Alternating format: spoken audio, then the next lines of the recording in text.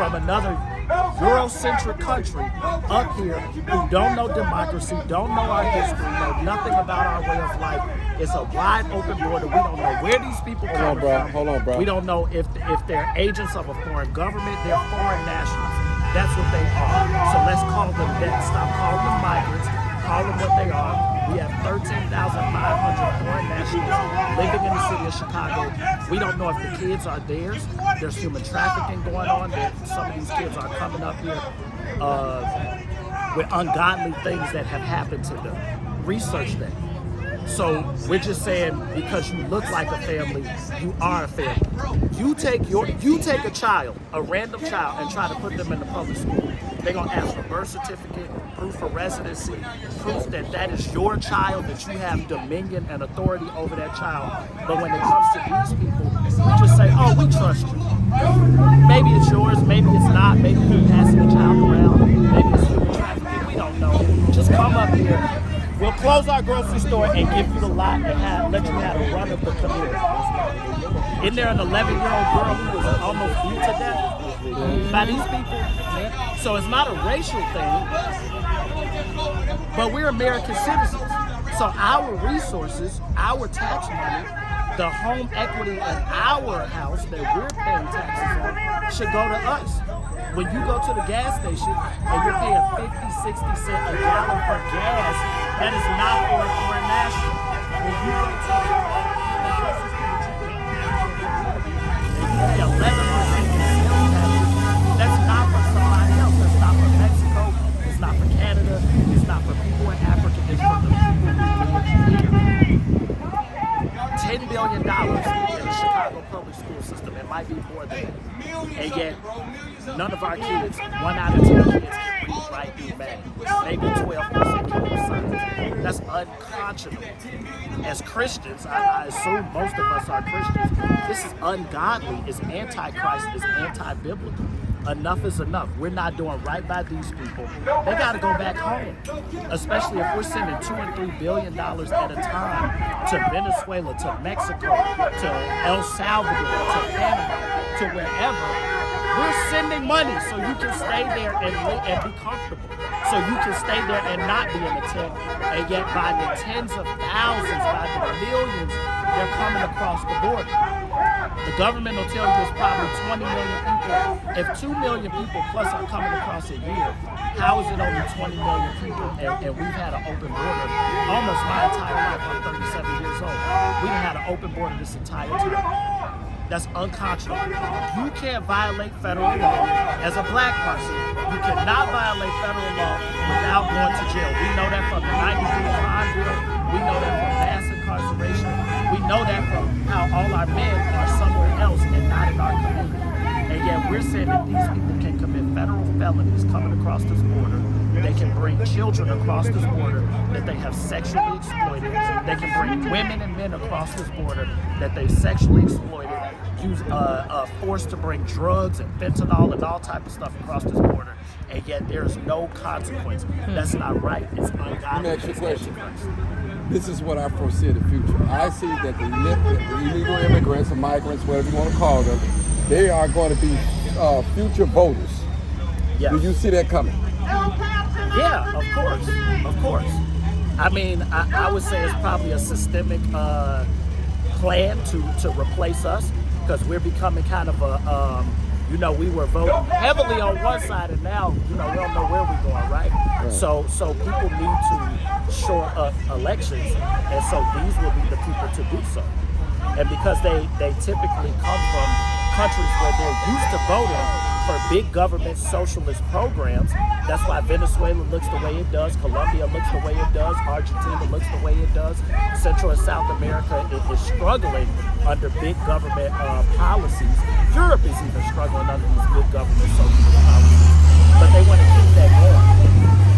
So I think these are people who are being brought up here to replace us.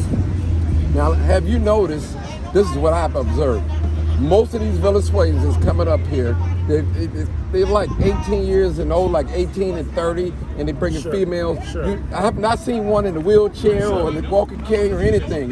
It's all young, strong men. Yeah. And that's Go ahead. Right here at the church. Just at the church, right there, where the church Trinity, where they give out the food pantry. They had 10 that was from Venezuela, and they didn't speak English. One was in a wheelchair, and the other young lady, it was an older lady. It was, How do you get up here from Venezuela in a wheelchair? Listen, she didn't get the wheelchair in Venezuela. She said that they explained, the interpreter explained, because they didn't speak no English, none at all. And she explained how they had to carry her. Okay. Like I said, it was, they said they started What's her out. age bracket? Age bracket. The oldest lady, the interpreter, had to be probably in a, No, I'm talking about the one in the wheelchair. probably like in a she was young. Like young. That's what I pointed. Was she able-bodied to work? No. Unless she go do a secretarial So job or something like that. Immigration policy for those who come legally, you're supposed to be able-bodied and able to work. Again, we're allowing things for a group of people that we don't So what allow supposed to for do? Just leave out there? We send her home. That's what we do. Like they did the Haitians. That's what we do. Yeah, they That's what they did to Haitians. They sent them home on a That's plane. it. You go to Canada. Go to the Canadian border right now and tell them that it's racism over here, it's sexism, it's whatever ism you want to think about. It's hard over here for black people. I'm going to go to Canada. I'm going to asylum. See what they say. You're going back home. You can't stay here. We don't have the resources. I don't offer them. I'm not saying that. I'm not. You're asking. What was our country founded on? Who built our country? Black people. No, I'm talking about who originally came over here. And before they even start shipping black people over here. Where did Donald Trump people come from? What did his grandfather do? His grandfather was, he owns whorehouses and stuff like that. The only thing I'm saying is, bro, I understand. I just say that everybody, but the reason why they want to come to America is because they saw what America was built on. And immigrants built America. But I'm not going to say we built America. Did not build America. Immigrants came over here and then they started. Let me ask this question. Do you own property? Do you own On property? my house up there, I own it. And you pay property taxes on it, right? Yes. Who are you paying money to CPS to educate? Why are you giving them money? Why are you paying a portion of your own equity to the Chicago public schools? I don't think we should ever do that. Look, this is the only city I know that tax people what they do. You want to talk about cigarettes and gas? They charge like $3 tax on gas. That's what you get. And on cigarettes. The rest of that, you go to any other state. They don't have tax on food. They don't have no tax on gas. They don't have none of that crap. We're going to end this right here. Depending on where you go. Thank you, bro. I just moved back here a year ago. And that's the reason why I came back here. You go down there, you can go a different place. You can go down there in New Mexico right now. Yeah, got there. Huh? No camps in our community. No camps in our community. I wouldn't have bet he got a Mexican son.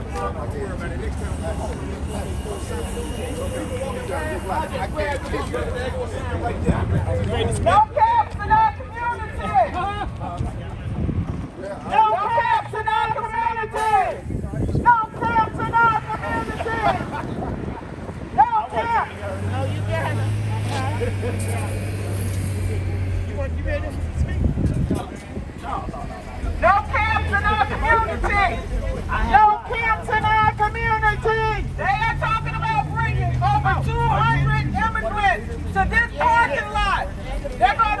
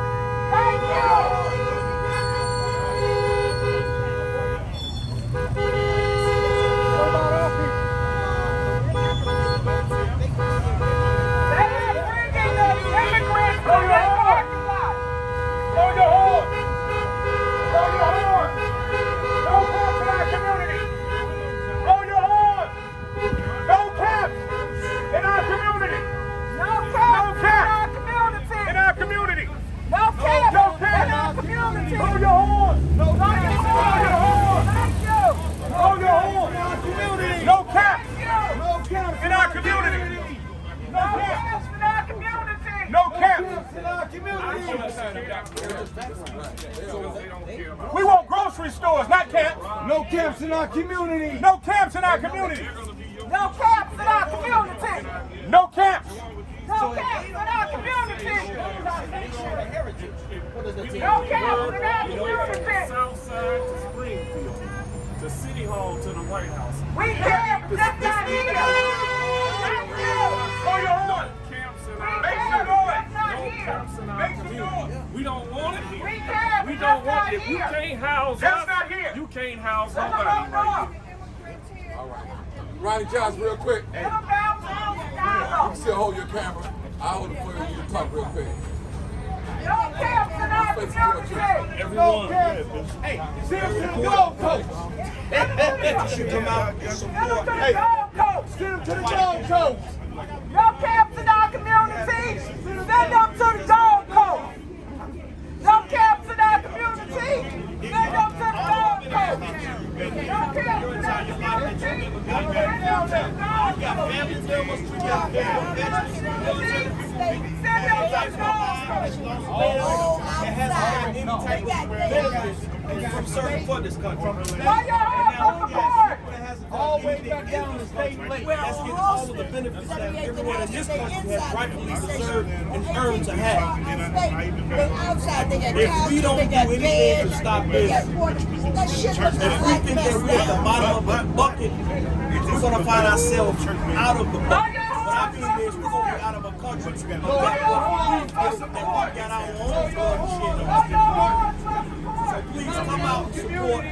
We need to go to City Hall. We need to get with all our aldermen. We need to get with all of our pastors of these different churches. There's a lot of churches in the black communities, and we got so many pastors that ain't saying nothing. They quiet. It's time for those pastors in these churches. It's time for y'all to get up out of that pulpit and come out of those offices and Out the bed with the mayor. get out of the bed with the man and come sit down and talk with us. Because y'all are behind those closed doors too. So yes, we need y'all support too. We got our people that's going to these churches every Sunday, faithfully, giving donations and tithes to the church. Okay? And we ain't so, and there's nothing, nothing being shown for where our dollars are going to, let alone our tax dollars. So I'm just saying, I ain't trying to badmouth no pastors, I ain't trying to badmouth no others, but I'm just saying, y'all got a lot of citizens, worthy citizens, love-caring citizens, and even some citizens who probably even raised some of y'all. They're worried, they're concerned. Come out and tell us what's going on. We need to know what's going on in a community that's foreign to us now. Our own community is foreign to us because we don't even know what's going on. So all I'm asking is, Everyone who can come out to support, come out to support. But I am calling out all of the black pastors. I'm calling out all of the black aldermen and the aldermen women. Come out and come talk to us. Everything is quiet. Everything is silent. Why? There ain't no reason to be silent. There ain't no reason to be quiet. Come out and come talk to us. You know what? Please. You know who need to come talk to us? The mayor need to fucking come talk to us. The mayor. Because you the one gave them the sanction to let them come. Stand for nothing, you fall for anything. United we stand. United we stand. Divided we fall. Divided we fall. No caps in our community. No caps in our community. Yeah, bro, gotta call dude out, man.